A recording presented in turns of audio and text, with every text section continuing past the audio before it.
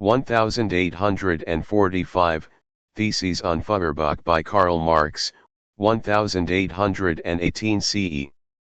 It was the spring of 1845. Europe stood on the edge of industrial transformation, a time when cities grew smoky and restless, and human labor was being reshaped by machines. Philosophers, theologians, and scientists debated the essence of reality, morality, and the human condition. Yet, amid all the talk of spirit and matter, one young German thinker, Karl Marx, just 27 years old, sat in Brussels, holding a question that burned hotter than the factory furnaces outside his window: what good is philosophy if it cannot change the world? Before that moment, Marx had admired Ludwig Feuerbach, a fellow materialist who rejected religion's divine illusions and placed man at the center of philosophy. But something about Feuerbach's materialism felt incomplete to Marx. It described the world beautifully yet did nothing to transform it. The philosophers had interpreted the world, none had taken the next step. So, in just 11 short notes written not for publication but as a kind of intellectual explosion, Marx penned his Theses on Feuerbach. These lines would become the spark that set fire to modern revolutionary thought. They were not meant to comfort the reader but to provoke, to shake the dust from the pages of academic philosophy and awaken the living human being buried beneath theory. In these pages, Marx declared war on passivity, insisting that truth is not something we merely see, it is something we do. From these 11 sentences, a new vision of humanity was born, one rooted in action, in struggle, in the belief that the world can and must be changed by human hands. This is the story of that transformation, the moment Karl Marx turned philosophy into a weapon for revolution. Chapter 1: The Roots of Materialism, Marx's Break from Idealism. Let us step back to the early 19th century, a world trembling under the weight of transformation. The air in Europe was thick with ideas. Philosophers debated existence as fiercely as revolutionaries debated politics. Factories roared, the printing press spread radical pamphlets like wildfire, and new questions echoed across every cafe and lecture hall: what is truth? What is freedom? What is the purpose of man in a world now ruled by machines and money? Into this storm of thought was born Karl Marx, in 1818, in the quiet German city of Trier. His father, a lawyer, was a man of reason and enlightenment. His mother, deeply grounded, brought warmth and practicality into the household. From a young age, Marx was drawn to ideas not just to understand them, but to test them against the realities of life. That tendency would become the core of his genius, the refusal to accept philosophy as mere theory. The age of idealism.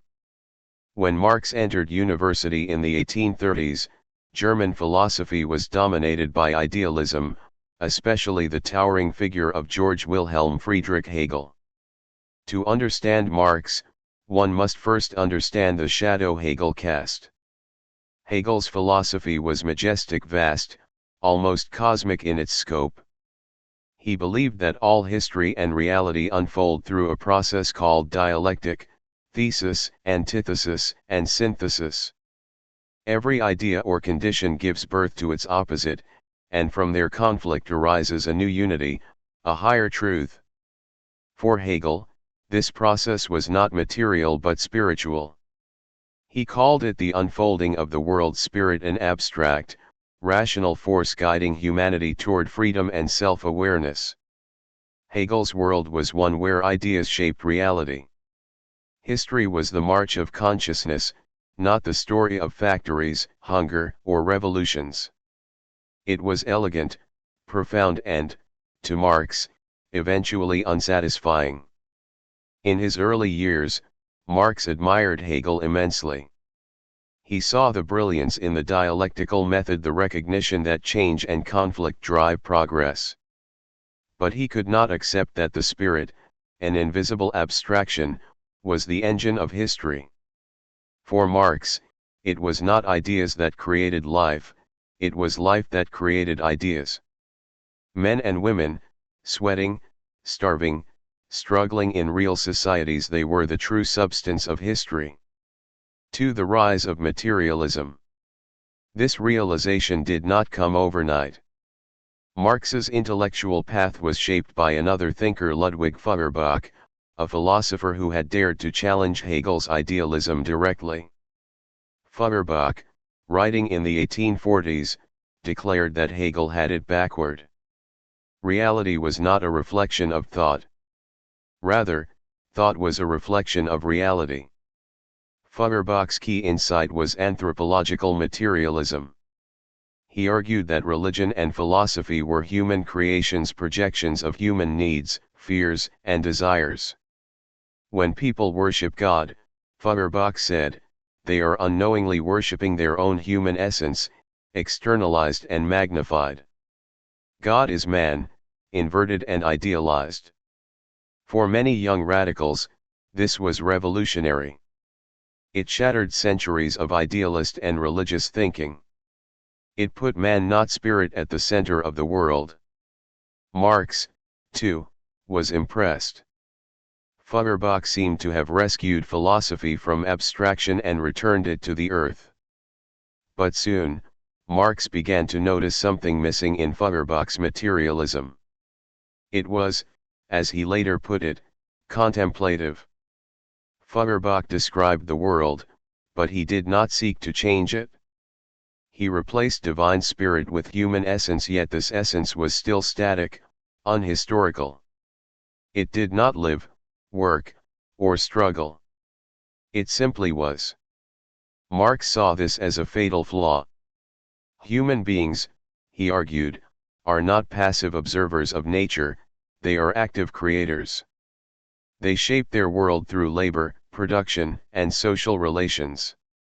To understand humanity, one must study not only what we are but what we do, how we transform the world and, in doing so, transform ourselves. This realization was the seed of what would later become Marx's historical materialism, the idea that history is driven not by divine will or abstract thought but by the material conditions of human life, the way we produce, exchange, and survive. 3. The young Marx, from student to revolutionary thinker. In the 1840s, Marx was part of a circle known as the Young Hegelians, a group of rebellious intellectuals, poets, and radicals who admired Hegel's method but rejected his conservatism. Among them were Bruno Bauer, Arnold Ruge, and Feuerbach himself. They debated religion, politics, and human freedom with the intensity of men who sensed that Europe was on the verge of something explosive. Marx initially joined their debates with enthusiasm. He wrote essays on freedom of the press, on censorship, and on the role of philosophy in society. But the more he wrote, the more he felt constrained by mere criticism. He wanted to move beyond interpreting the world's ideas, he wanted to grasp its real mechanisms. His studies of economics, history, and politics deepened. He read Adam Smith and David Ricardo, the classical economists who had described how labor created value. He saw in their works both insight and blindness, insight into the mechanisms of capitalism, but blindness to the suffering it caused.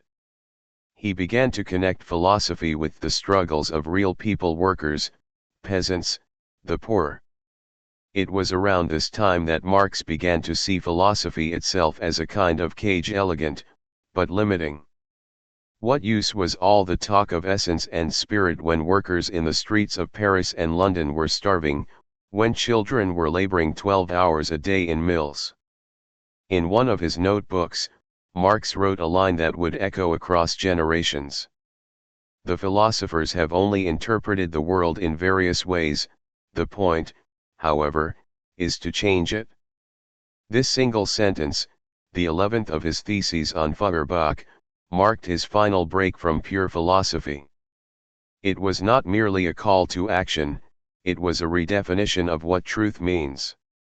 Truth, for Marx, was no longer a mirror of the world, it was a tool for transforming it. For the turning point, the theses on Feuerbach. By 1845, Marx was living in exile in Brussels, having been expelled from Germany for his political writings. There, surrounded by fellow exiles, he began to sketch a new worldview, one that fused the dialectic of Hegel with the materialism of Feuerbach but transcended both. The theses on Feuerbach were scribbled in a notebook, almost as personal reflections rather than a formal essay. Yet within those few paragraphs, Marx accomplished what many philosophers never do in volumes of work: he shifted the center of thought itself. The first thesis opens with a bold statement. The chief defect of all previous materialism is that the object, reality, sensuousness, is conceived only in the form of the object or of contemplation, but not as sensuous human activity, practice, not subjectively. In simpler words, Marx accused all earlier materialists including Feuerbach of treating human beings as observers, not participants. They saw the world as something outside themselves, to be looked at, studied, and described. But Marx insisted that reality is not a static picture, it is a living process shaped by human practice, by what we do, produce, and create together. This was revolutionary. It meant that philosophy must enter the workshop, the field, the factory. It must look at human beings not as abstract thinkers but as producers, as social beings whose lives and ideas emerge from their material conditions. Another thesis struck even deeper. Marx wrote that the essence of man is not some timeless concept, but the ensemble of social relations. In other words, who we are is not defined by a fixed nature or divine spark but by the web of relationships, economic, social, and cultural, in which we live. Change those relations, and you change humanity itself. This insight demolished the old boundaries between philosophy and history, between thought and action. It laid the groundwork for Marx's later works like the German Ideology and Capital. But even more, it gave voice to a new kind of philosophy, one that belonged to the people, not the academy. 5. Breaking with contemplation. To fully appreciate the boldness of Marx's break, imagine the intellectual courage it took to stand against centuries of tradition. Western philosophy, from Plato to Descartes to Hegel, had often placed thought above action, mind over matter, theory over labor. Marx turned that hierarchy upside down. He declared that it is not consciousness that determines life, but life that determines consciousness. Our ideas, morals, and even our sense of truth arise from the ways we live and work. Change the mode of production, the economic foundation, and the entire structure of society, and thought will change with it. This was a radical inversion of philosophy itself. It transformed the philosopher from a spectator into a participant, from a detached observer of truth to an engaged actor in history. Marx's new perspective was not just intellectual. It was moral. It carried an implicit challenge: if the world is shaped by human action, then we are responsible for its injustices and capable of changing them. No longer could one hide behind abstraction or divine destiny. History was now in human hands. 6. The human meaning of materialism. At the heart of Marx's break from idealism was a profound humanism. He was often accused of being coldly scientific or economic, but in truth, his philosophy was driven by compassion, by a deep concern for human suffering and potential. When Marx spoke of labor, he did not mean just work in the narrow sense. He meant the creative power of humanity, the ability to shape the world, to build, to imagine, to produce meaning. Under capitalism, he saw that power distorted. People worked not to express themselves but to survive, alienated from the products of their own hands. Feuerbach had taught that man creates God. Marx went further: man creates everything: art, tools, language, institutions, through collective labor. And therefore, if man is the maker of his world, he can also remake it. This was not an abstract hope, it was a call to revolution in the broadest sense, not only political revolt but spiritual awakening, the reclaiming of our power to act. 7. A philosophy of action. By the end of 1845, Marx's intellectual journey had reached a new plateau. He had moved beyond Feuerbach's passive materialism to what he would later call practical materialism. This was philosophy grounded in labor, struggle, and transformation, a worldview in which reality is not given but made. In the final thesis, Marx summed up the entire spirit of his new approach. The philosophers have only interpreted the world, in various ways, the point, however, is to change it. This was not a rejection of philosophy but its rebirth. It declared that thought must meet life, that truth must find its proof in action.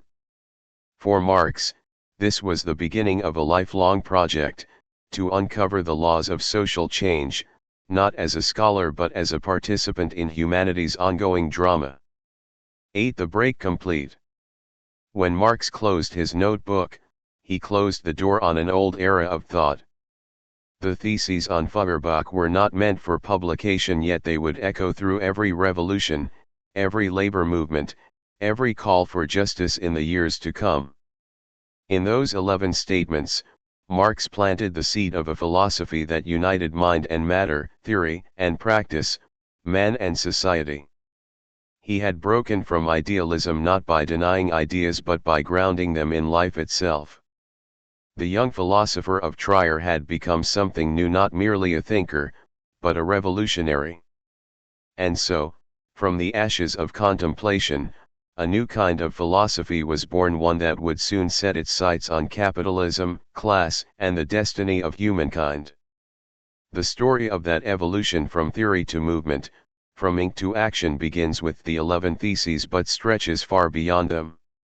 In the next chapter, we will dive into those theses themselves one by one to uncover their meaning, their fire, and their enduring power to awaken the human will to change the world. Chapter 2, The 11 Theses, From Contemplation to Action. Imagine a quiet study room in Brussels, 1845. Papers are scattered across the desk, ink stains mark the table, and a young Karl Marx leans over a small notebook, writing furiously. Outside, carriages clatter over cobblestones. The Industrial Revolution hums in the distance, a restless engine of progress and poverty. Marx is no longer content to observe. He is carving the words that will cut through centuries of philosophical habit, the theses on Feuerbach. Just 11 short statements, never intended for publication, but destined to change the course of human thought. Each thesis is a spark, brief, yet bright enough to illuminate an entire world of meaning. Together, they form a bridge between philosophy and action, between the mind that contemplates and the hands that transform. Let us walk through them, not as dry academic notes, but as living ideas, each born from Marx's struggle to make thought real. 1. The chief defect of all previous materialism. Marx begins with thunder. The chief defect of all previous materialism is that the object, reality, sensuousness, is conceived only in the form of the object or of contemplation, but not as sensuous human activity, practice, not subjectively. Here, Marx is taking aim not only at Feuerbach but at centuries of philosophy. Philosophers, he says, have treated the world as something to be looked at, not lived in. They have imagined human beings as spectators, gazing at reality as though it were a painting, beautiful, distant, and untouchable. But for Marx, life is not a painting. It's a workshop, a battlefield, a living process of creation. Human beings are not passive observers, we are active participants. We shape the world through work, through our actions, labor, and social cooperation. This was revolutionary because it transformed materialism from a cold description of matter into a dynamic understanding of human practice. Reality, Marx says, is not a thing, it is a process. Truth is not something we discover, it is something we create together, through action. To the question of observation and practice. In the second thesis, Marx criticizes the idea that truth can be proven by thought alone. The question whether objective truth can be attributed to human thinking is not a question of theory but is a practical question. This is a bold claim. Philosophers had long debated whether we can ever truly know reality. Marx flips the question on its head: truth is not tested in the mind, but in practice. For example, imagine a scientist claiming a new theory about gravity. The truth of that theory is not decided by debate, it is decided when you test it, when you drop an apple, when it works in real life. Marx extends this to all of society: if your philosophy doesn't work in practice, if it doesn't change life, if it doesn't free or feed or uplift real people, then it is not true in any meaningful sense. This was more than logic, it was a challenge to every philosopher who lived in the comfort of theory while others suffered in the streets. Marx was saying, truth must walk on two legs: thought and action. 3. The passive observer. The third thesis deepens the critique.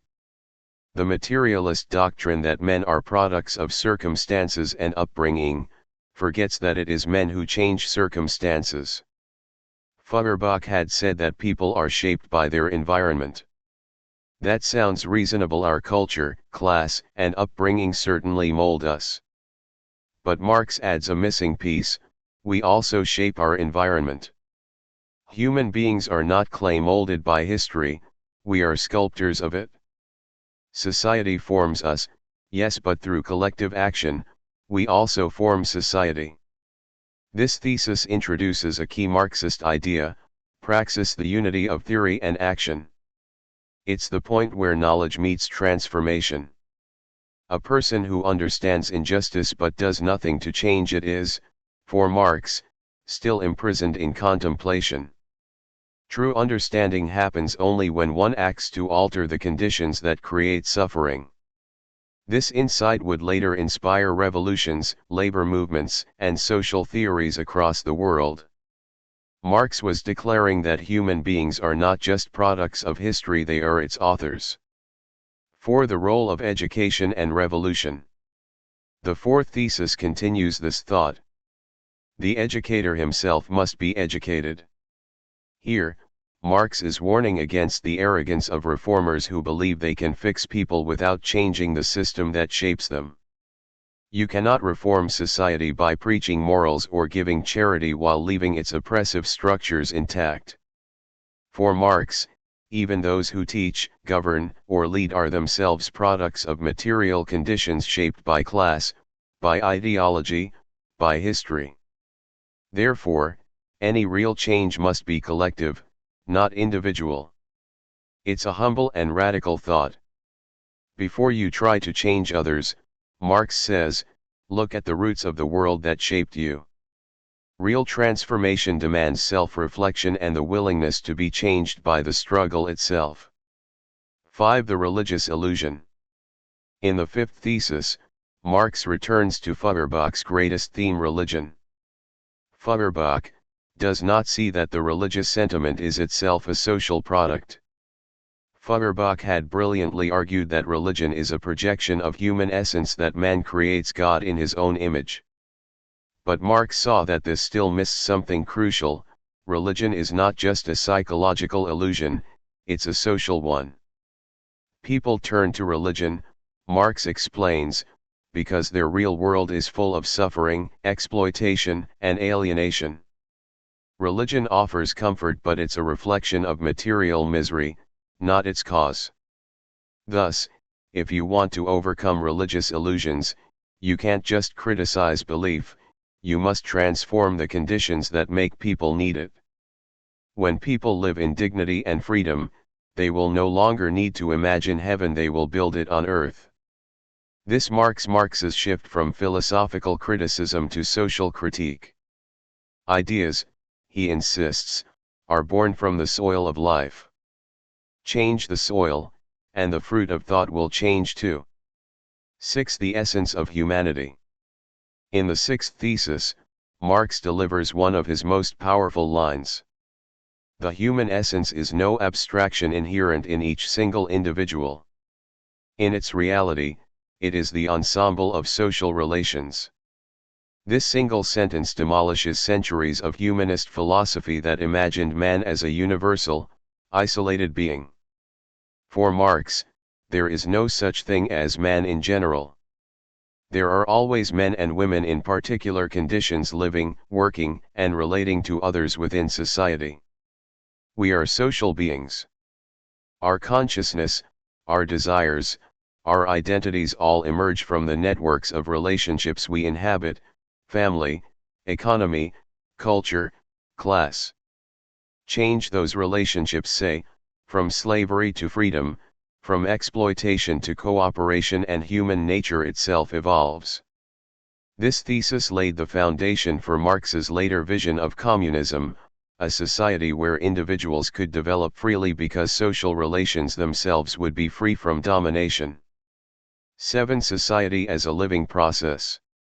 In the seventh thesis, Marx warns against abstracting religious sentiment or human essence from their real context.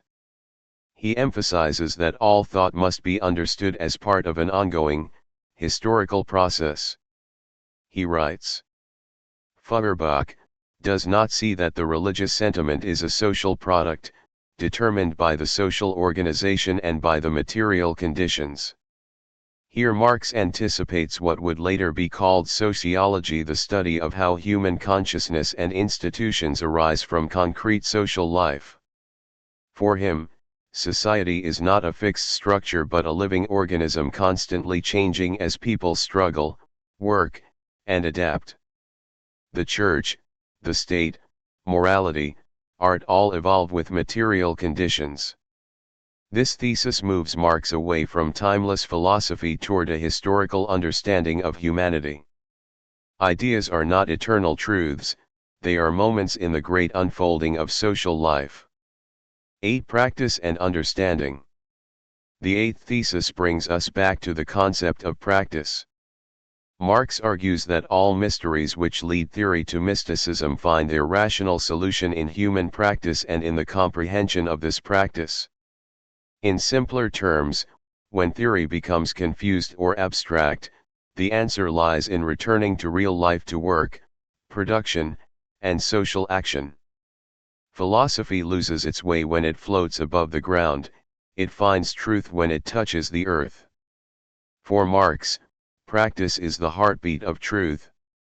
You cannot understand the world from an armchair, you must see how people live, labor, and struggle. Only then does knowledge become wisdom.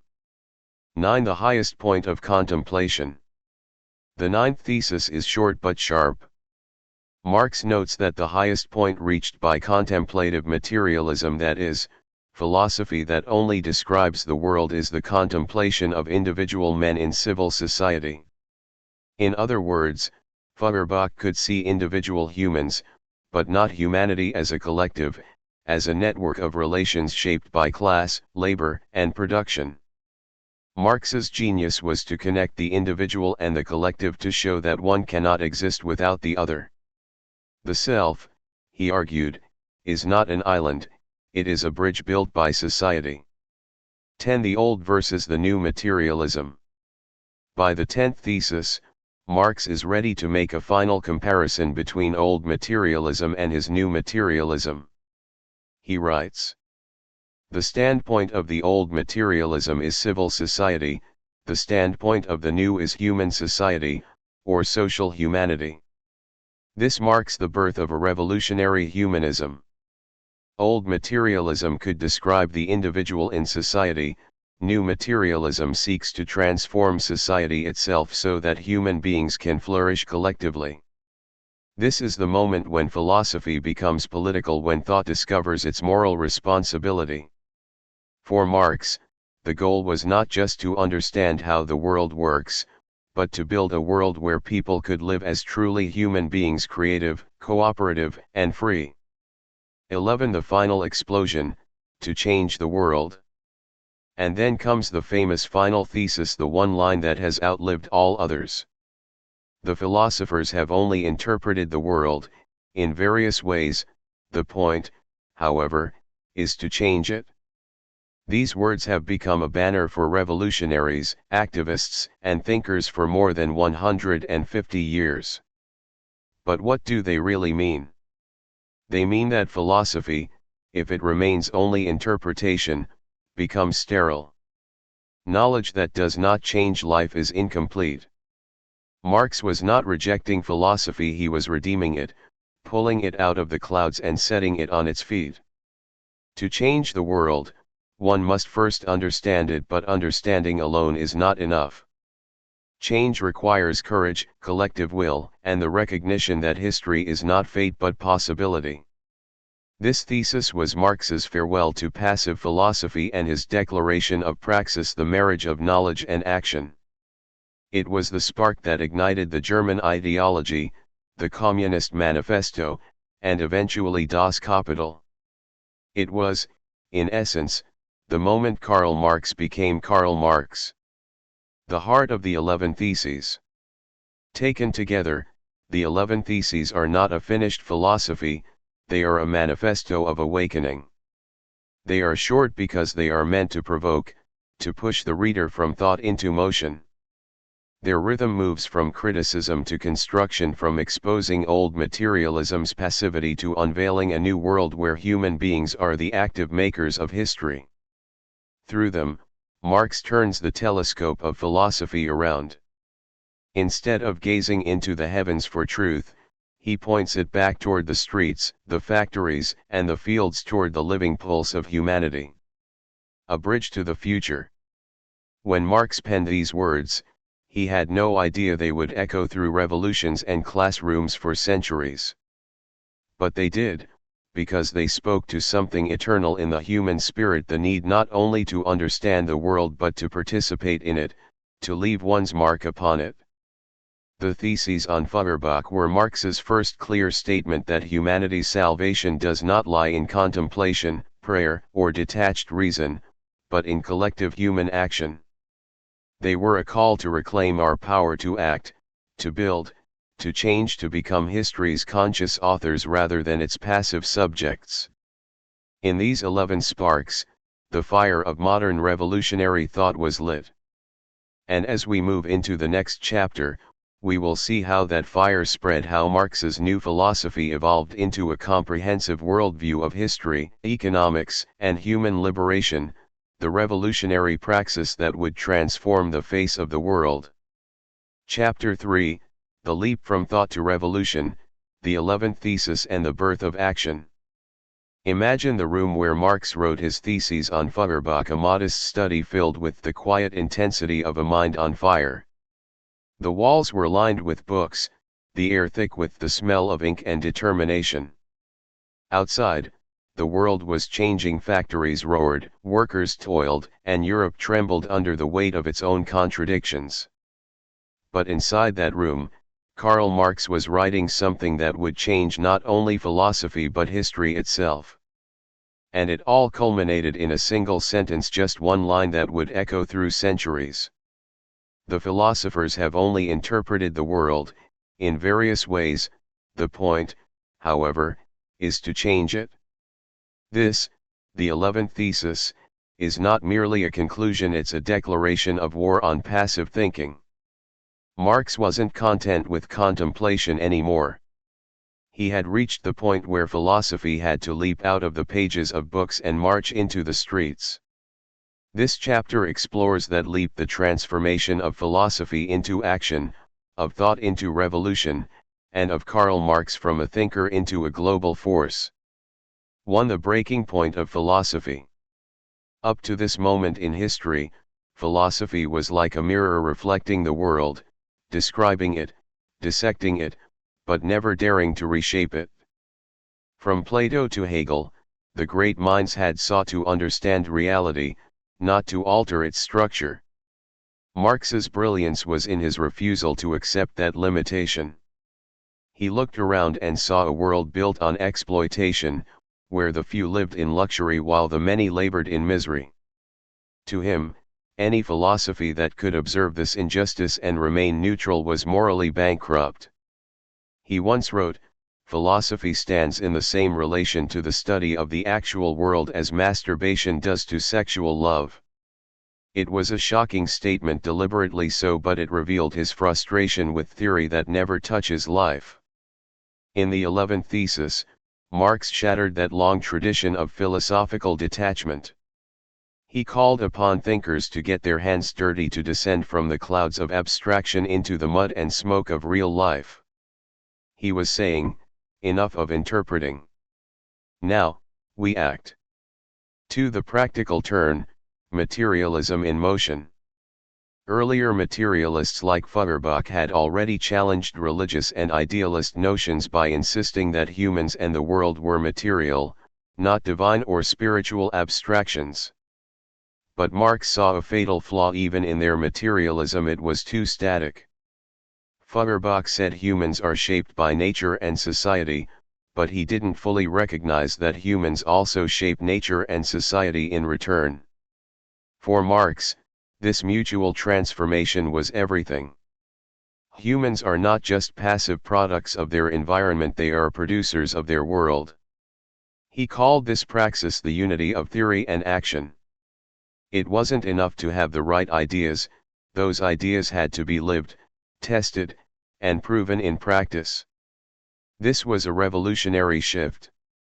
It meant that history itself was not a stage for divine plans or philosophical patterns, but a human drama written by real people, through their labor and struggle.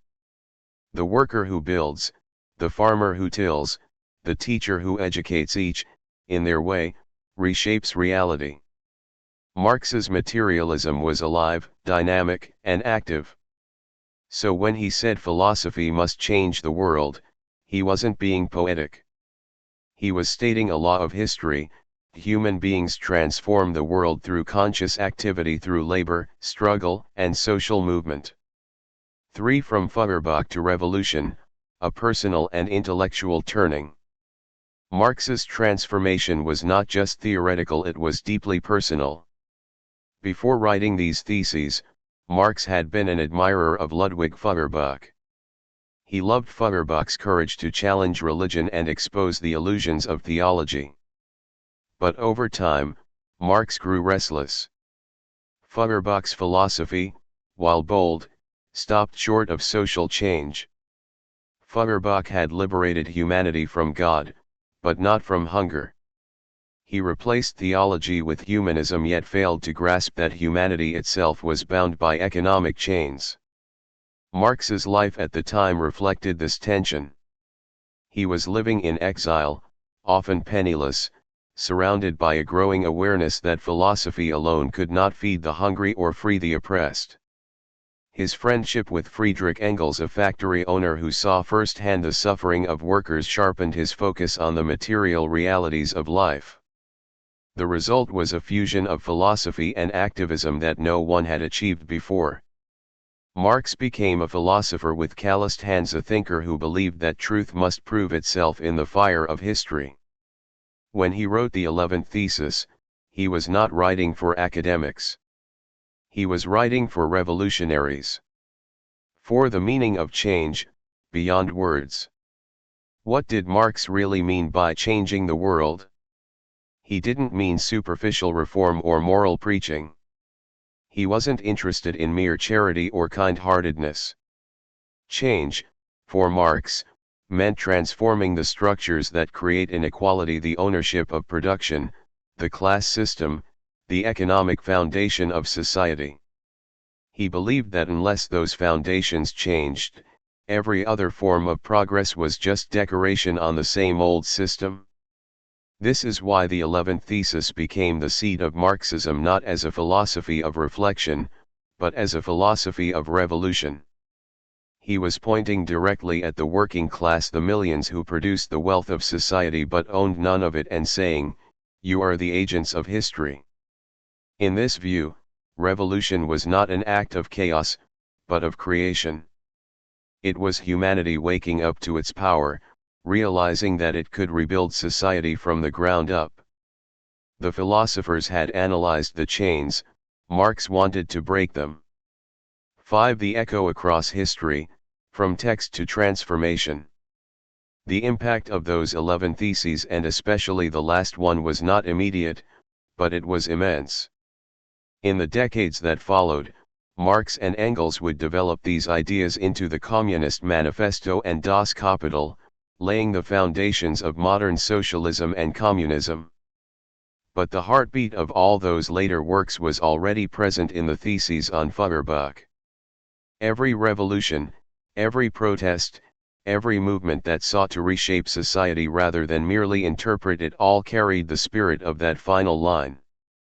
From the Paris Commune of 1871 to the Russian Revolution of 1917, from anti-colonial struggles in Asia and Africa to modern movements for economic justice, Marx's call to change the world echoed like a drum beat through time.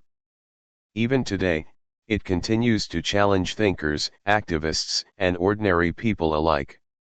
What good is knowledge if it does not liberate? What good is truth if it does not transform? Marx gave philosophy a mission to step out of the library and into life. 6. The philosophical legacy, beyond Marx himself. Yet Marx's revolution in thought went beyond politics. He redefined the very purpose of philosophy. Before Marx, philosophy sought truth in detachment in the quiet of contemplation. After Marx, it became inseparable from struggle, justice, and social transformation. Even thinkers who disagreed with him, from existentialists like Sartre to postmodernists like Foucault, inherited his conviction that ideas are not neutral. Every thought serves a purpose, every philosophy serves a power. Marx made philosophy responsible not to kings or churches, but to humanity itself. In this sense, the theses on Feuerbach are not a historical relic. They are a mirror still held up to every age, asking the same haunting question. You know the world. But what will you do about it? 7. The fire within, Marx's vision of human potential.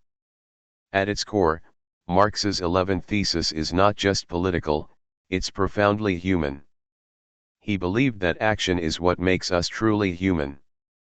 We are not meant to be passive observers of existence, we are creators, builders, transformers. In every act of labor, creativity, and rebellion, we express our essence as species being, as he called it, beings who make the world in their own image. When humans act collectively, guided by consciousness, they shape history. That's the fire at the heart of Marx's vision, not hatred or destruction, but the belief in human capacity to change, to rise, to reclaim the world from alienation. He saw revolution not as chaos, but as the highest form of creation, humanity finally taking responsibility for its destiny. 8. From reflection to revolution, the timeless message.